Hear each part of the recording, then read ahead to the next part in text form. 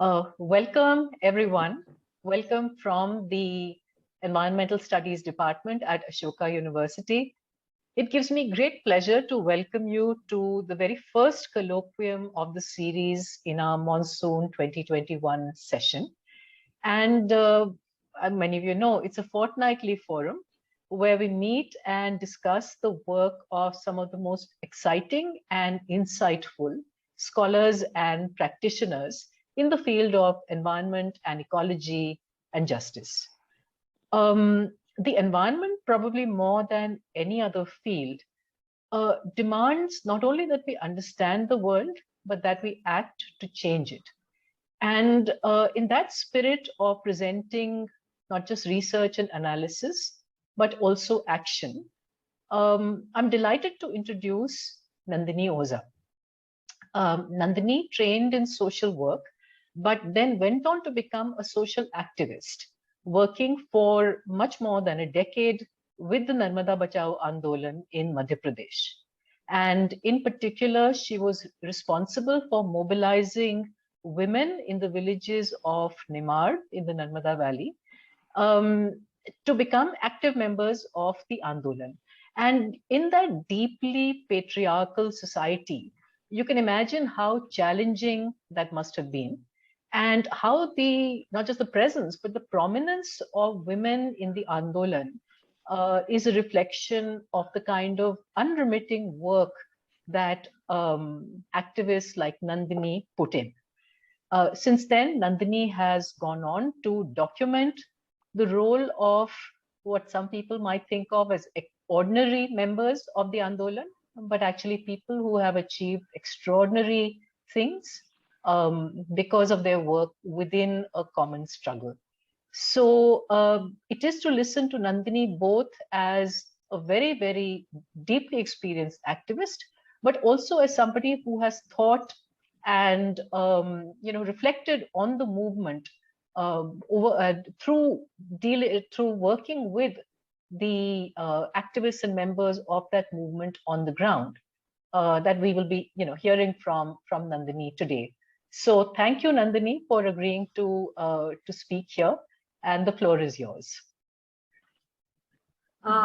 Thank you so much, Amita and Mukul, for having invited me here. I've been sharing on my social media handles that this is a very, very special sharing for me here because of the long association the senior faculty like Amita and Mukul have had with the Narmada struggle, and therefore, our association also goes back to over 30 years, I guess. And we are, no matter how many years go by, but the Narmada struggle really brings us together, and it is always as if it is just yesterday that we met. So thank you very much. The other reason why I'm very happy that we are going to be talking about this Sardar Sarovar dam, big dam on the river Narmada today, is also because, when we grew up, we learned that big dams are temples of modern India. We challenged those. There was a lull in its building. In fact, many of the dams in the Narmada Valley, because of the serious challenge that people's movement posed, were also stalled. But again, in the last few years, there is a renewed push for building dams as green source of energy, because the focus is to reduce carbon emissions. So there is a renewed push, and we are finding increasingly that big dams are coming up in ecologically fragile areas also. And therefore, I'm very happy to share with you our experience of a very powerful movement against a very large dam that has gone on for several years. I'll be sharing some slides with you, and I'll also be sharing some audio of the people who've been active in the movement from the local villages that are affected by this project. There is a possibility that my internet connection is a little poor and I may go offline, but I'll join again. So please excuse me if that happens. So yes, I will start my presentation with some slides, and I'll take you through pictures and voices, the journey of this very powerful struggle against one of the very large dams built in India. So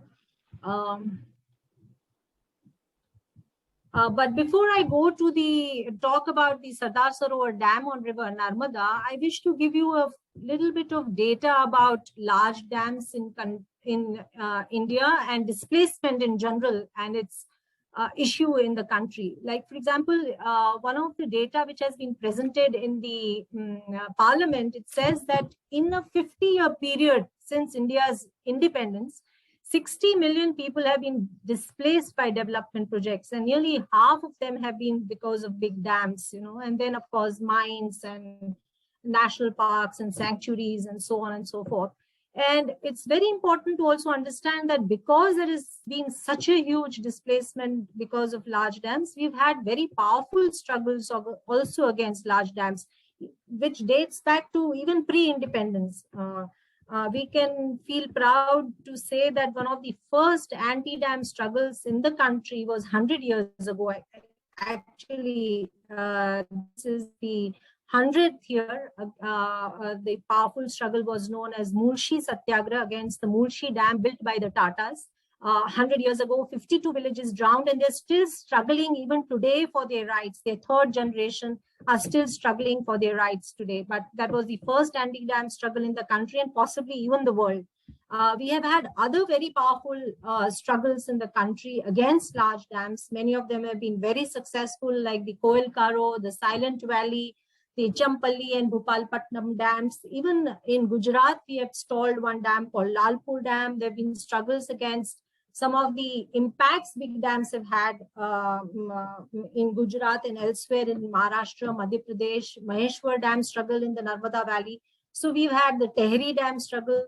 Some have been very successful. Some have stalled the work on the dam. Some have, the dam has been completed, but have raised very fundamental issues, so on and so forth. So these are the photographs of some of the anti-dam struggles. The one on the left is of the Koel Karo Dam, where Adivasi people were shot dead in firing. For 35 years, they have been able to stop this dam. So we have had a long history of anti-dam struggles in the country. And I think someday we should be talking about all of this, and the commonalities. My focus will be on the river Narmada, which is a western flowing river passing through Madhya Pradesh, Maharashtra, and Gujarat. The initial plan and the plan of building dams is quite large. Actually, it is called the Narmada Valley Development Plan. The plan of the government is to build 30 large dams, 135 medium, and 3,000 small dams on its tributaries and the river. But we will be talking about only one dam, which is one of the two largest on the river. One is the Indira Sagar Dam and the Sardar Sarovar Dam. We'll be talking about the Sardar Sarovar Dam, one of the two where the struggle has been the longest, and the issues are generally common with the rest of the dam struggles also. This is the photo of the Sardar Sarovar Dam under construction. The earliest resistance against this dam dates back to the year 1961, when its foundation stone was laid by our first Prime Minister, Pandit Nehru. However, at that time, the dam was much smaller in height, but lands of 6 Adivasi villages were acquired to build the project colony, which is called the Kevadia colony, for the dam infrastructure, storages, godowns, and so on and so forth. Today, Kevadia colony is famous for entirely different reason.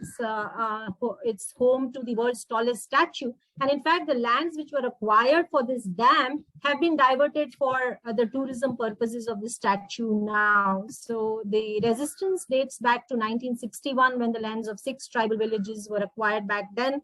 The struggle still continues. Then, of course, because there was a dispute over sharing of Narmada water and interstate dispute, the work on the dam did not start. The government of Gujarat wanted a much higher dam. Finally, a Narmada Water Dispute Tribunal was set up, which gave its award in 1979 for a much higher dam of 455 feet in 79. And at that time, there was a massive resistance in Madhya Pradesh because large tracts of forest and agricultural lands and villages were to submerge in this much higher dam.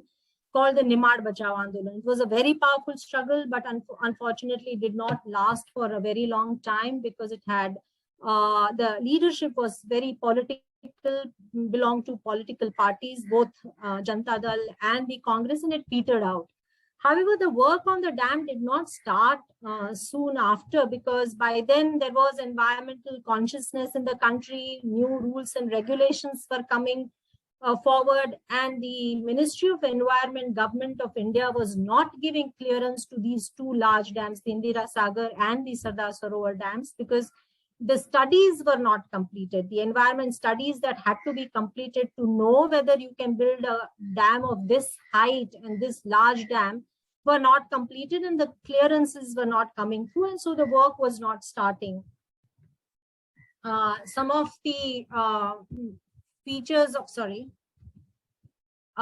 of the impacts of this one particular project, the Sardar Sarovar project, is that, it was to submerge, it has actually submerged 245 villages with a population of 250,000 people. And another 250,000 people are going to be impacted, severely impacted, and most of them even lose their livelihood because of the project infrastructure, like the canals, the colony. In the downstream of the dam, there's a 10,000 families of fisher people who are going to lose their livelihood because the river would turn dry. So these are some of the very severe social impacts of this one project. Like the Sardar Sarovar alone is going to displace and impact 5 lakh people. The Ministry of Environment also said that these studies, I'll just quickly go through them, have not been completed, and therefore clearances cannot be granted. This was in the early 80s. Some of the studies that had to be done in order to see if the project can be given clearance are the flora and fauna, because very rich forest area in the Satpura and Vindhya mountain ranges was falling in the submergence of the Sardar Sarovar project. So flora and fauna studies of rare species had to be studied. Fish, the impact on fish life had to be studied, because reservoirs impact fish that generally survive in free-flowing rivers. Command area treatment studies had to be done, and plans had to be prepared, because where the irrigation was going to be provided, the plan was to provide irrigation. Some of the areas had very black cotton soil, and there was possibility of severe waterlogging and salinization. So command area treatment plans and studies had to be done. Narmada is considered to be a very rich archaeological sites. It has several very rich archaeological historical sites. Those had to be studied. Catchment area treatment plans and studied had to be completed. One of the most important things which the Ministry of Environment said was required was a rehabilitation master plan. That would it be possible to rehabilitate such a large number of people, many of them, nearly 50% of them are Adivasi who are going to be displaced by the dam. Would it be possible to rehabilitate? And there had to be a master plan for it. And seismic studies had to be completed, because Narmada flows through a seismic zone, and therefore is it advisable to have such a large dam on the fault lines? So all these studies had to be completed, which are not done even today, but there was a lot of pressure. And I'm sorry, I'm not able to shift my pane on this. I hope you are able to see the slides. Yes, we are. Okay. The slide we're seeing now is the reservoir and the hills. Okay. Yeah. So I'll share some photos of the kind of villages that are going to be submerged. Many of them have already gone down underwater because of the Sardar Sarovar Dam. Some are villages in these hilly tribal areas. Both in the Maharashtra and Madhya Pradesh side, we have large number of 100% Adivasi villages that are going to be submerged. Then we have very thickly populated villages in the plains of Nimad in Madhya Pradesh that are submerged. Many of them have already completely gone down underwater. Some of the villages like Nisarpur, Dharampuri, Kasrawad, some of them have population from 2,000 to 10,000 people with very rich agricultural land. Initially when the work of the dam started, because there was a great political push, and even the World Bank, before the Ministry of Environment, Government of India gave clearance, gave loan to this project, and the work started in the 80s, that once again the people in the Narmada Valley started coming together, and this time from all the 3 states, discussing what would be their fate, because there was no official intimation as to where would people be displaced and rehabilitated, when will they be displaced, what are their rights, what are the policies, nothing at all. The rehabilitation master plan was not available. So this is one of the early meetings of the people in the Narmada Valley, organized under the banner of Narmada Bachao Andolan eventually. And some of the early questions that people began to ask the government was that, the government had declared official secrets act around the dam site, and people were not getting any information at all. So people challenged this, that this is a developmental project. People who are getting displaced have a right to know. We need to have all the information, give us the reports, clearances. So this was one of the first demands of the people. People also started asking, where is the rehabilitation master plan? Show it to us. Where are the environmental studies and clearances? Show it to us. Has the cost benefit analysis of this project been done? Show it to us if it has been done. We also want to know that, how have you justified this project? You say that the waters will reach the drought prone areas of Gujarat. Show it to us. Are the benefits really going to the drought prone areas of Gujarat, or will flow to the politically strong areas of Gujarat like Ahmedabad and Baroda? So who is to benefit and at whose cost? This is an important question that the NBA started, Narmada Bachao Andolan, NBA started asking, that we have a right to know, who benefits and who pays the price. Another important question that people started asking, that when these projects were planned, were alternatives examined? They were not. Are there alternatives which are more equitable, sustainable, with lesser social and environmental footprints? We want to know. We want to examine. Show it to us.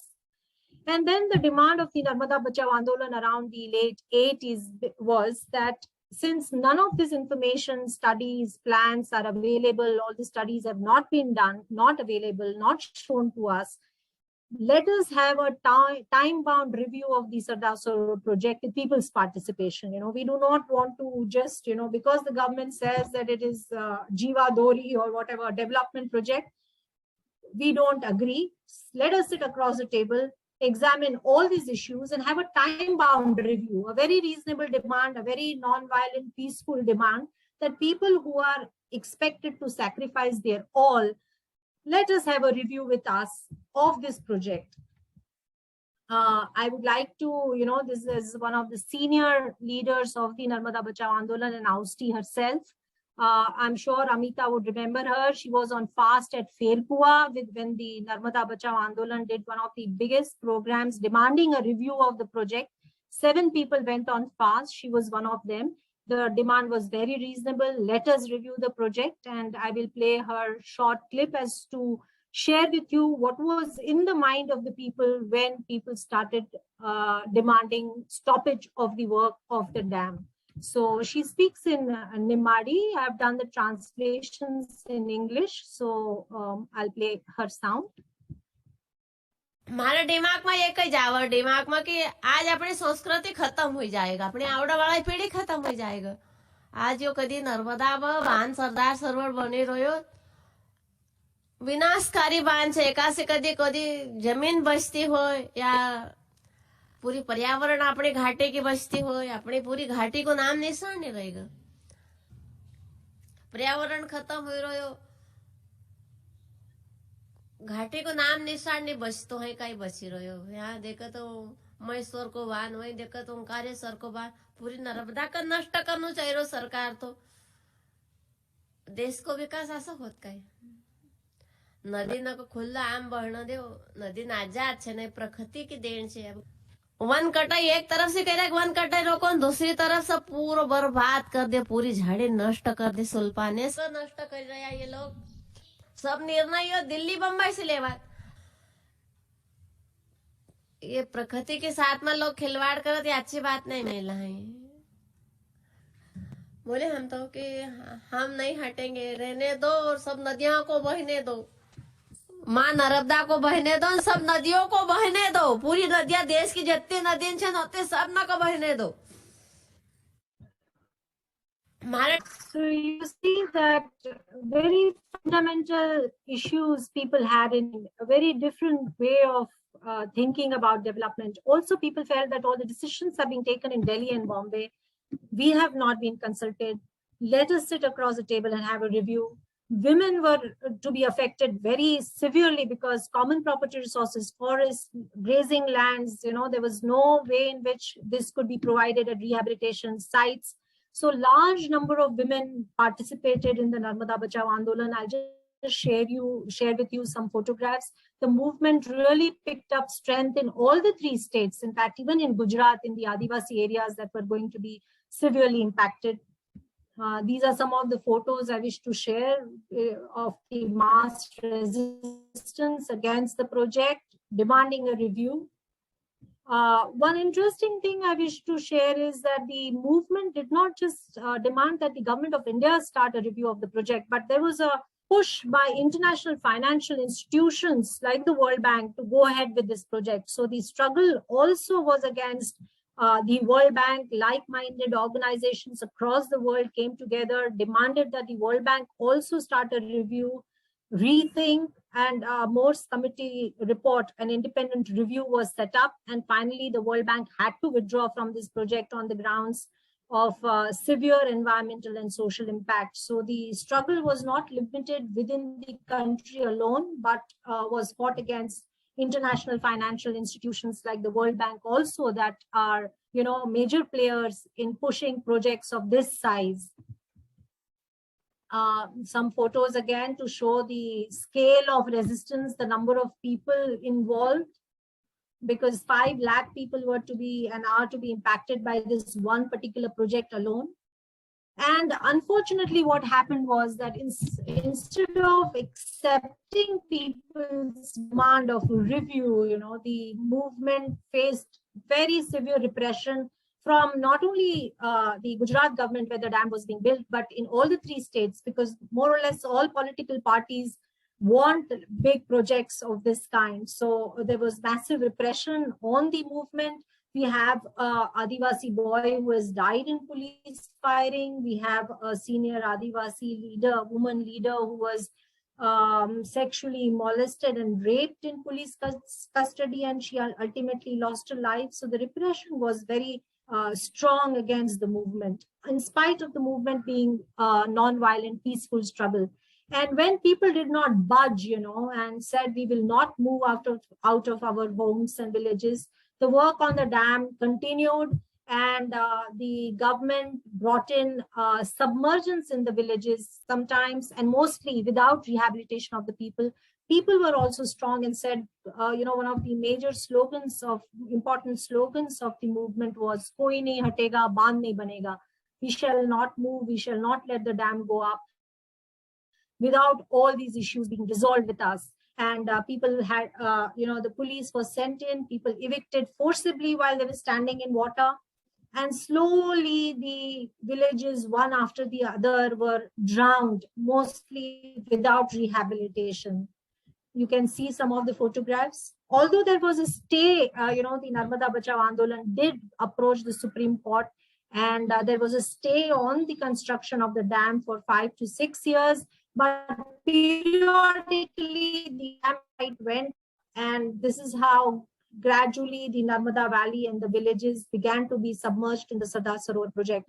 So while 245 villages have submerged or severely been impacted, there are many more villages that have turned islands. The river has turned into a reservoir, making the area very waterlogged, marshy. The habitat has changed. So many more people are now who are not actually in submergence, but live on the banks a little higher altitude, are also severely impacted, and they are not even considered as project affected, though many of them have been surrounded on all sides by water. So these are some of the photographs about the forest.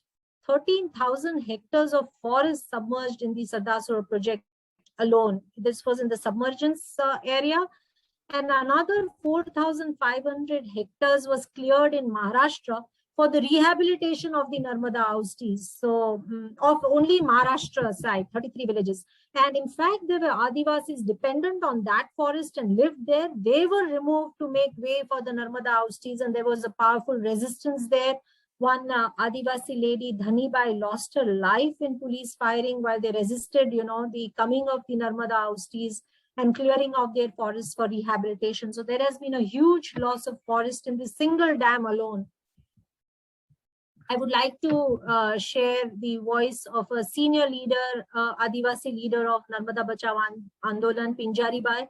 She'll speak in Pauri, but she will share with you the kind of impact this one dam has had on people living on common property, community, and natural resources, resources. So the translation is in subtitles in English. I'll share her voice here with you.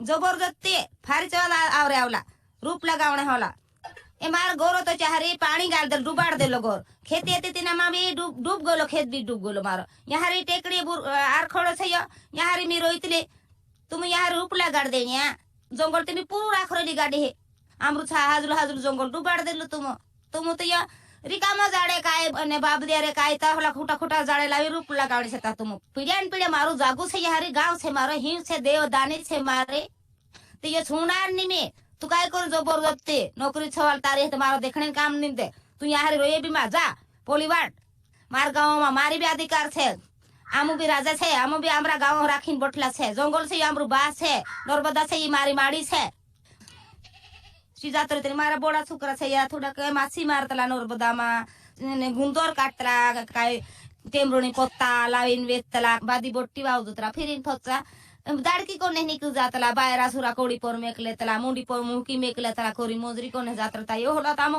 पीड़ियान पीड़िया होला देखियो ना ओली मोजरी आमो कोरी नहता ये पुण आज सिरका दोरण बांधीन आमो हो तोरास करो तरता ये तामो कोदी मोंदी मोजरी को नहीं देखिया ना हम गोयाज ना हमरा खेतो में हाजलो चोणा पाकतला गहूं पाकतला कोपाह पाकतलु डुडा पाकतला आखो क्षेत्र जुवार पाकतली क्षेत्र चीज आमरे तूरी पाकतली कोरी हमरा खेतो में आखो पाक जातली तारा मुकाहारी मोजरी को नहीं देखियो ना ते आपणी गाय बांध देतरा तार दूध निकल जातलो जंगलो में बाजी छे बाजी काय तान मुखान बाजी रोइतली एन हेगलाम बाजी रोइतली बाजेन बाजी रोइतली उरकड़ाम बाजी रोइतली माटलाम बाजी रोइतली तोतरी यहाँ ताको खासगी आपो बैठ जातलो फुकट आपतली नर्मदा माता भी आपतली जंगल भी आपतलो ओहलो चबी खूब हाजो लागतरा मु यहाँ नर्मदा टेको पर बाकी एने खोद भी नहीं लागतरो काही नहीं लागतरा मुते वासळी छाण नाखी देतला खेतो मा बाकी खोद छी तो लोबाड़ से योनी नी हाजो नानी नाखण योनी हाजो खराब से आमते एकदम खाण्या जाडे ठाणतरा ताई मुडी रोइतली आमरे सोरोली रोइतली आंबू रोइतलु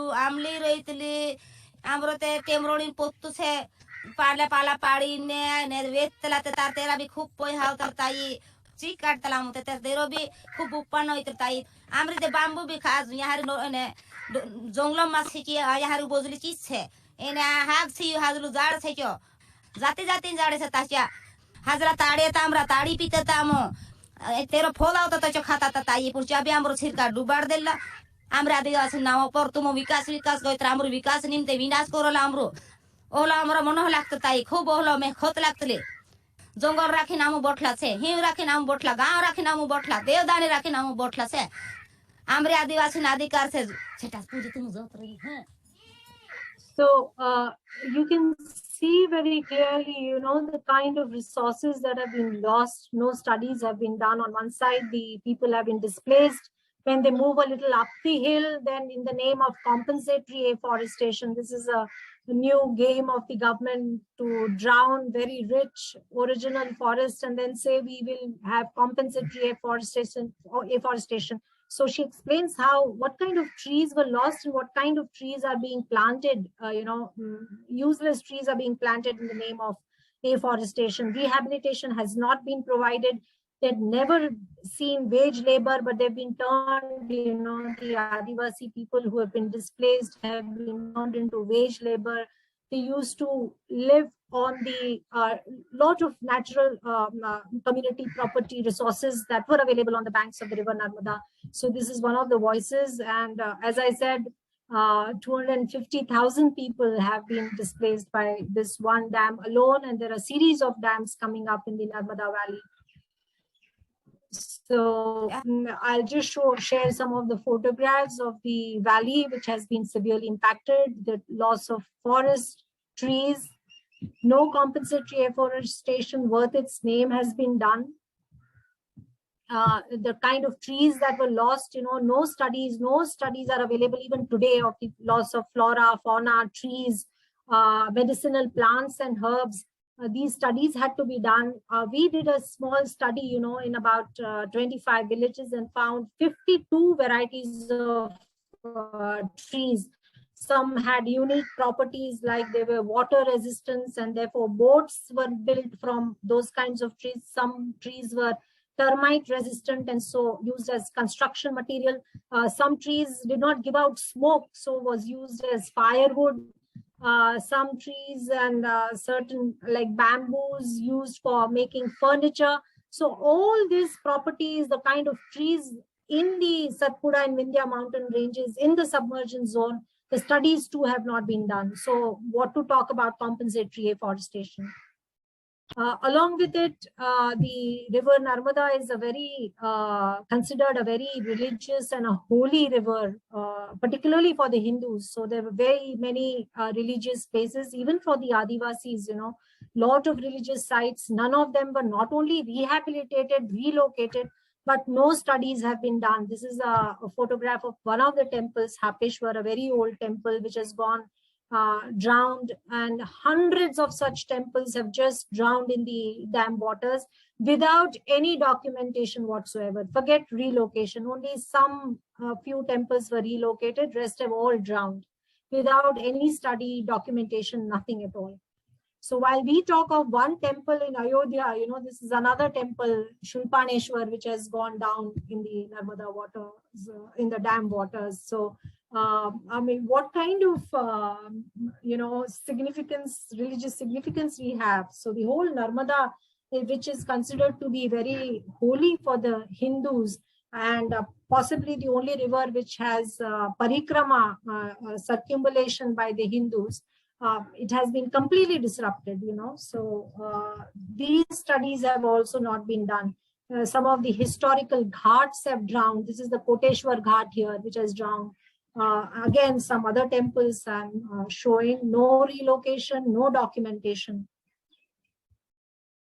I will share the voice of another senior Adivasi leader of Khedut Mazdoor Chetna Sangathan and Narmada Bachao Andolan. She talks of the river, how the river Narmada has been impacted. We talk about land and forest, but what is the impact of the dam been on the river is shared by her.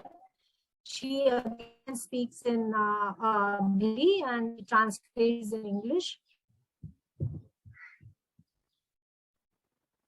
तेर बुकड़ा ने एक बिला fin पाड़ी ले दली पानी पीने गई तो फंसी गई तीने मोरी मर गई एक गाय भी फंसी मर पेट में बचो तो सी भी मर गई 60 बुकड़ी थी तीने में 4-5 एक बुकड़ी से मुंगरू खाई खाई मिटर दी पेला मुनी देखतला काई नहीं ओइता पड़े तो माल भी हुके तो माण हे पण हुके तो बीता बीता जाय नो नावनु पड़तो ये सेला सुरा भी हसौणेन काठी से हमरी आमरो खेती डूब गईली वाजेन कांदे खुदला हमरो जंगल बाह से जंगल का ई बाह कोये नोन काई आय कोई हमरी कोरिना मु जीवरेला जंगल उजाड़ी काटी कुटीन उजाड़ी देवे दाणा देव झाड़ बीड़ गाठाड़ीन एने वागोन रिछो गाठाड़ीन सरकार का होतरी मोटी लांड मिलतो इते लांडी बात छे ने ते तेरो मुंड रुकले दलो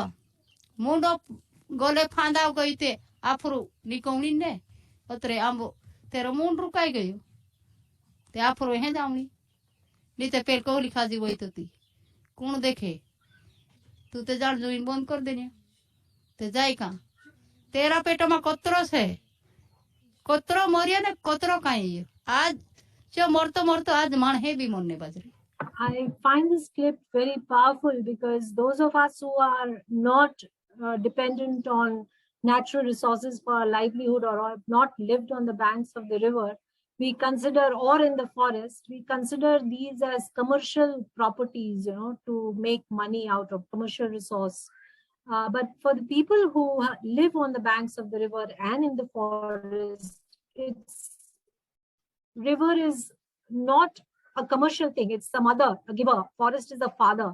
So Perry says that when you build a dam, you're actually choking the river. You have choked her to death. It's a living entity for her. And along with it, all the things she was supporting in her belly, the fish, the crocodiles, everything is dying because the river water has stagnated. It has bloated up like a carcass, a polluted reservoir, and she is dead. And along with it, everything in her belly and on the banks are severely impacted. So this is how people who live on natural and common property resources and forests and rivers view the environment. It's very different. It's not something to be exploited and made money out of, but something which is respected, which people have a relationship with. In fact, when I was doing my oral history, many times, I used to ask it, or Narmada tumko kya kya deti thi, but it's a relation. It's not a give and take. Narmada is a mother. So this is the kind of feeling people share on the banks of the river Narmada and value it as a living thing, living entity, a mother. And you can see, I'll show you at Rajghat, one of the places which has been impacted by the Sardar Sarovar Dam, the river before 2017 and after the dam gates were closed. It's a photograph of the same place. You can see how a stagnant reservoir gets polluted. A free-flowing river is different from a reservoir. So this is the kind of impact a dam has on the river itself. On one side of the dam in the upstream, while the river becomes a reservoir, in the downstream, this is a photo of the downstream of the Sardar Sarovar Dam, which is the river Narmada flew for about 110 kilometers below the Sardar Sarovar Dam in Gujarat, where cities like Bharuch and Ankleshwar are on its bank.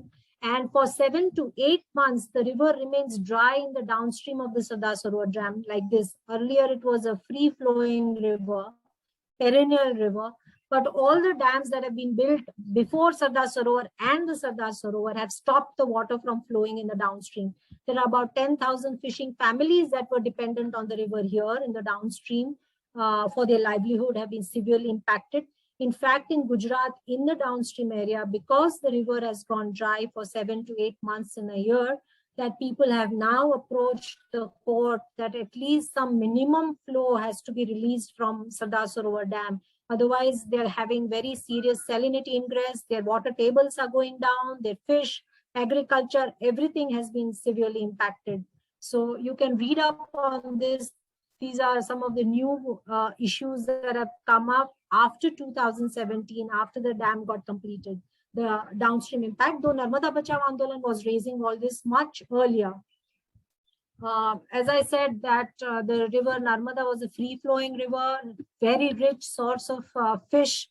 But once it was turned into a reservoir, there has been a very serious impact on the fish. In fact, one study by the Central Fisheries Authority, they say that about 90% of the hilsha, which was available in the river Narmada, this one particular species, there has been a reduction by about 90%.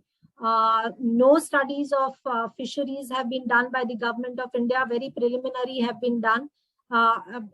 One study that the people of the Narmada Valley did in about 100-kilometer stretch, they found about 48 varieties of fish, but these do not survive in a reservoir. These are all freshwater fishes. The fish source in the estuary is also very rich, but now declining because the downstream impacts have been severe. So there has been a great impact on the fish life of the river Narmada because of these dams. On one side, the river goes dry during the non-monsoon months. But increasingly, we have seen across India that sudden release of dam waters during monsoon, when there's heavy rainfall particularly, leads to flooding of the downstream areas. So for 7-8 months, there's no water, and suddenly there will be flooding in the monsoon months. This has begun to happen in the Sardar Sarovar downstream areas also. In fact, in the one of the upper dams, Indira Sagar, we had a very big tragedy when, without any warning, the gates of Indira Sagar Dam were opened and nearly 100 people were swept away who had gathered for a mela. So we are increasingly finding that during monsoon, the flooding of places because of sudden release of dam waters, including that of Sardar Sarovar. The seismic impacts also are of great concern. Scientists have been saying that reservoirs also lead to seismic activity, increase in seismic activity, and that fear is always there. We have been experiencing tremors, increasing number of tremors in the Narmada Valley since the building of these dams. So this is also of a major concern, the seismic activity. And finally, I want to, this is one of the last slides. There are just one or two more after this, that these are all impacts which we can see above the ground. But the land which is submerged in the dam waters, below it is also very rich source, archaeological and so many. I'll be sharing the voice of Rehmat, a very senior activist of Narmada Bachao Andolan, and Austi himself. He'll be talking about the archaeological impacts of these dams, particularly the Sardar Sarovar Dam here in the short clip. He'll speak in Hindi and the translation is in English. He is an Austi from village Chikhalda, which is also was a very rich archaeological site, but not studied fully. I'll play his voice here. लगता है कि नर्मदा घाटी काफ़ी पुरानी human settlement रही है। Doctor SD. ओटा, जो आर्कियोलॉजिकल सर्वे ऑफ इंडिया का, उन्होंने काफ़ी गहन काम किया है। जो इलाका है, बड़ा इलाका है, या लगभग सारा ही इलाका सरदार सरोवर की डूब वाला इलाका है। उन्होंने सरदार सरोवर की डूब में के इलाके में घूम के करीब 94 एंशियंट माउंट ढूंढे, और यहाँ जो प्रमाण मिले हैं उनके खुदाई में, वो काफ़ी मतलब इस तरीके के कि देश में कुछ तो पहली बार मिले हैं। जैसे खापरखेड़ा में लकड़ी की मोहर मिली है, जो सबसे पुरानी, देश की सबसे पुरानी लकड़ी की मोहर खापरखेड़ा में मिली। खापरखेड़ा में दूसरा फिर ये मिला है कि लोहा गलाने की भट्टी मिली है। पिपरी में हम देखते हैं तो पिट ड्वेलर्स के साथ कई तरह के प्रेसियस स्टोन मिले हैं। कार्नेलियन मिला है, लेपिस लेजुली मिला है। तो डॉक्टर ओटा का जो काम है वो सरदार सरोवर के क्षेत्र में ही रहा, और इसमें इस तरीके के जानकारियाँ मिली है जो कहीं मिलती नहीं। जैसा सरकार शायद इसलिए डरी कि और यदि कुछ डिटेल यहाँ पर अध्ययन यदि करवाया तो शायद ऐसी चीज़ें मिल जाए जो देश में पहली बार कहीं मिली है, तो फिर और भी अध्ययन की ज़रूरत होगी, और भी अध्ययन की ज़रूरत होगी, मतलब फिर सरदार सरोवर को रोकना पड़ेगा। इसलिए नावड़ा खेड़ी का जो काम है वो रुकवाया। अचानक काम चल रहा था और उस समय रुकवाया काफ़ी, लेकिन दुर्भाग्य से वो फिर सरकार ने आगे बढ़ने नहीं दिया, दुनिया के सामने सच्चाई आने नहीं दी। So you see, the government did not allow even the studies to be completed, important studies to be completed, because if they would be completed, possibly such large dams which has such massive ecological, social, environment footprint would not be allowed to be built. And this is also because these lands are destroyed permanently. They go down underwater. You can't reclaim them. Of course, there is decommissioning of dams happening at several places, but forests are lost permanently. I mean, the destruction is near permanent, and so it is very important to have done all these studies. But as Rehmat says, that studies were not allowed to be completed. Sorry.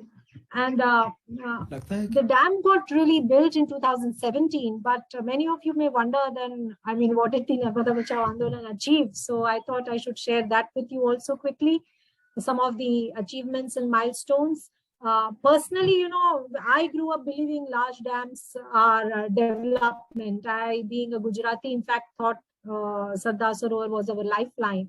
And from pro-dam, I have become an anti-dam. And, today there is a question on large dams. So that's a very important journey. Earlier, people, when we started off, did not question large dams. They were development. But today there is a question mark, which is the result of these movements like the NBA and many others, of course. World Bank had to withdraw from a project it was funding for the first time in its history. It had to withdraw from the Sardar Sarovar project. 250 organizations across the world called for a moratorium on large dams by the World Bank, and it was named Manibeli Declaration after one of the villages of the Narmada Valley.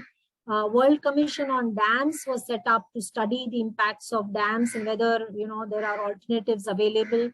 The Supreme Court of India had put a stay on the construction of the dam, as I said, for 5 to 6 years.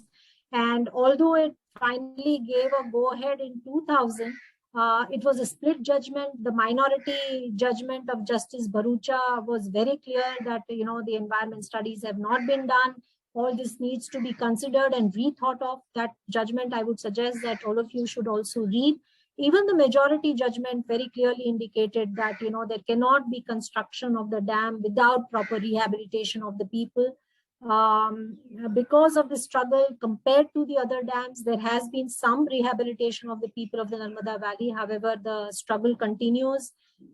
People have not been fully rehabilitated, but these are some of the achievements of the movement. The most important being that the struggle is still going on and people are fighting for their rights. Even the women are fighting for their rights. And people's movement like the NBA have achieved many other things, like they've helped bring about changes in policies and laws. Right to Information Act is an outcome of such struggles across the country. From Land Acquisition Act 1894 to now, we do have, fair compensation and transparency in land acquisition, where displaced people have somewhat better rights. However, whether it's really happening on the ground is a question to be examined. Forest Rights Act, environment clearances have become mandated in projects of this size. Movements like the NBA have also helped bring about changes in institutions of regulations and governance. For example, we now have the World Bank Inspection Panel. So people who are impacted by projects funded by the World Bank could approach it. We have the National Green Tribunal in the country. How effective are these is, again, as I said, a question, but at least it's a step forward. And for me, one of the most important things by these anti-dam struggles across the country is that we should not be focusing only on carbon footprints, because we cannot say that dams are green source of energy or, blanket windmills are green source of energy. All of them have very large social, cultural, archaeological, ecological, economic footprints. So we need to think about more equitable and sustainable alternatives with smaller footprints, not just carbon footprints, but smaller footprints and equitable distribution of resources. So I would like to end with two important quotes. One by one of the leaders of the Mulshi Satyagraha 100 years ago, Vinayak Biskute. He wrote in his book in 1941, and I'll read: by submerging the lands of farmers, capitalists like the Tatas need both electricity and labor. And it was against this capitalist class that the farmers of Mulshi started a rebellion. Mona Bhan, a cultural anthropologist, when she talks about Kishanganga Dam, says, there are concerns as to how dams are being weaponized and used as a way to ensure the extermination of people from that landscape. Things like sand and gravel are not apolitical, but materials that hold political ideologies in place. So ecological and environment concerns should be looked at in this, in a political way, that it is on one side, such projects are robbing our marginalized sections of their resources, And on the other side, they are turning them into wage labor, again, to benefit a certain section of the society. So it is in this context we should study our ecological and environmental concerns and go in depth into it. And finally, I would say that if you wish to hear more voices of the people of the Narmada Valley, I've just shared a few here.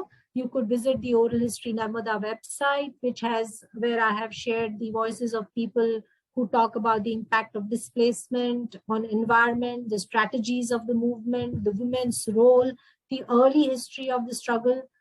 Some reference material I would like to recommend to students here is, do please read the Morse Commission report and the minority judgment of the Supreme Court. So now I hope I've not taken up too much of 3 minutes more. So hope we'll have some questions. And thank you so much. Thank you so much. Thank you, Nandini. That was a truly wonderful talk.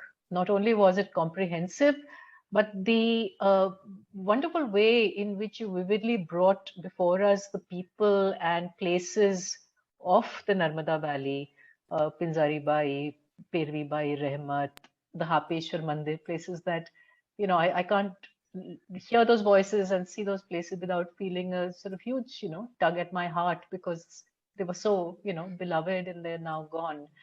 But what you've done is bring before us, remind us very poignantly that a dam is not only the death of a river, but it's also the death of a living heritage and of a culture and of a people. So thank you for this really rich talk.